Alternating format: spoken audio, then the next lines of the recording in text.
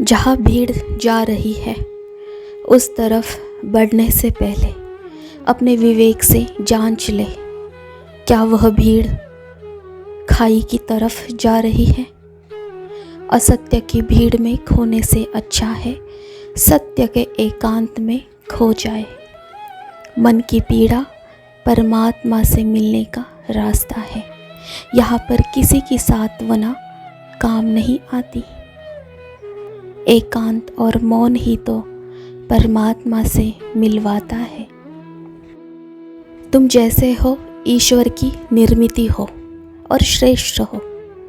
कभी किसी का अंधानुकरण मत करना। अंधानुकरण मनुष्य के मूर्खता का प्रतीक है। भीड़ देखकर किसी की गुणवत्ता निर्धारित ना करे। वास्तव ज्ञानी चकाचौंध से दूर रहते हैं। अपने आदर्श सही चुने, अयोग्य आदर्श दुर्गति करवाएंगे। अकेले हो यह सोचकर दुखी मत होना। पूरा अस्तित्व तुम्हारे भीतर ही है, प्रकाश तुम्हारे भीतर ही है। और कुछ लोग मंदिरों के चक्कर काटकर स्वयं को श्रेष्ठ साबित करने में लगे हुए हैं। यह वही है जो ध्यान योग तक पहुँचे नहीं है, जिन्होंने स्वयं का सत्य पहचाना नहीं है। जो भीतर है उसे बाहर ढूंढने का प्रयास कर रहे हैं। मंदिरों में वही भीड़ करते हैं जिन्हें भगवान से कुछ मांगना होता है। जिन्हें भगवान को पाना है वह घर बैठे ही भगवान को पा लेते हैं। हर किसी को मुफ्त में पैसे कमाने के लिए श्यामा बनना है। यहाँ पर श्यामा जैसी समर्पण युक्त भक्ति करना जानते हैं यह लोग, जिनकी पूजा केवल सांसारिक इच्छाएं पूर्ण करने के लिए हो। वह भगवान के चरणों में पूर्ण समर्पित नहीं हो सकते। सुख हो तो उनकी कृपा और दुख हो तो उनकी मर्जी। भगवान की इच्छा में खुश रहना यह होता है समर्पण और विश्वास।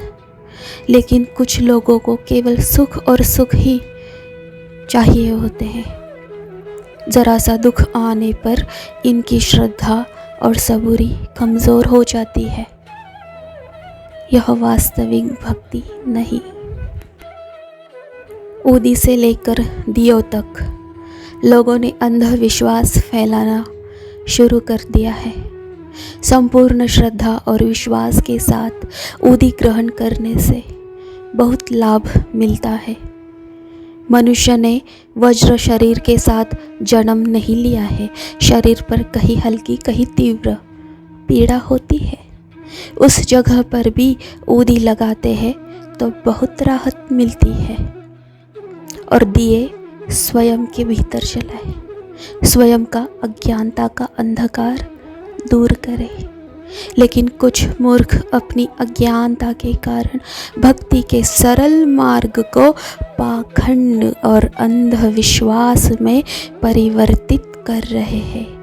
यह इनका दोष नहीं, यह इनके लालच के परिणाम है।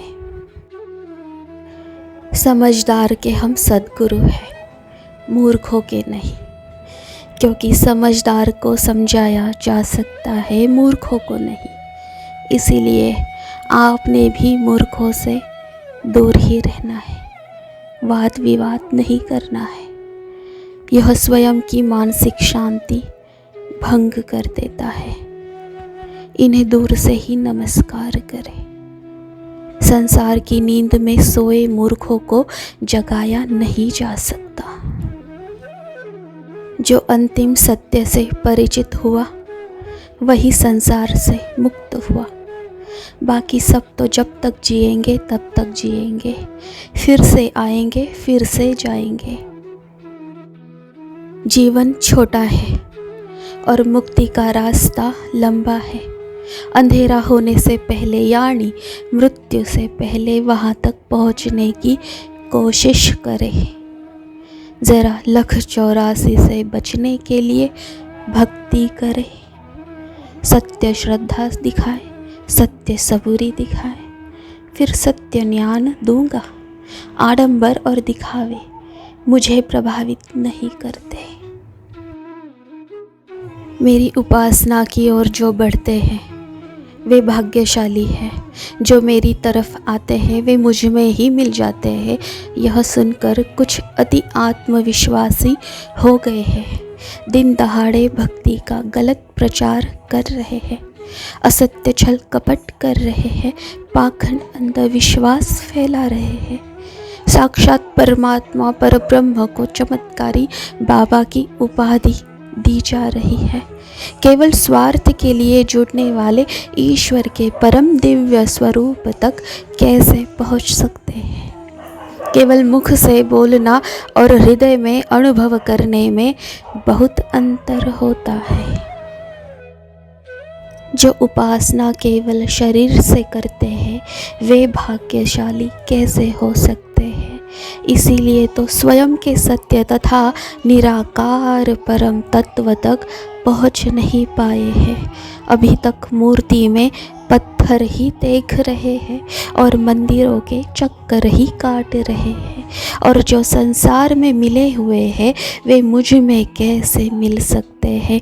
और जो समुद्र के ऊपर ही तैर रहे हैं वे कभी भी किनारे की ओर लौटा दिए जा सकते हैं। जिन्हें संसार में नहीं केवल मेरे नाम में रस है, जो सत्य एवं निष्कपट है, जो निस्वार्थ भावना से मुझ में समर्पित है, ऐसे भक्त मुझसे दूर जाना चाहे तो भी उन्हें मैं अपने से दूर कभी नहीं होने दूंगा। ऐसे सत्य भक्तों का उद्धार करना मेरा परम कर्तव्य है। जो भक्ति सागर में डूबे हैं वही पार होंगे। कुछ लोग महापारायण करते हैं लेकिन सोच महा नहीं लघु ही रहती है। यह उनकी वैयक्तिक लघु बुद्धि की क्षमता का प्रभाव है।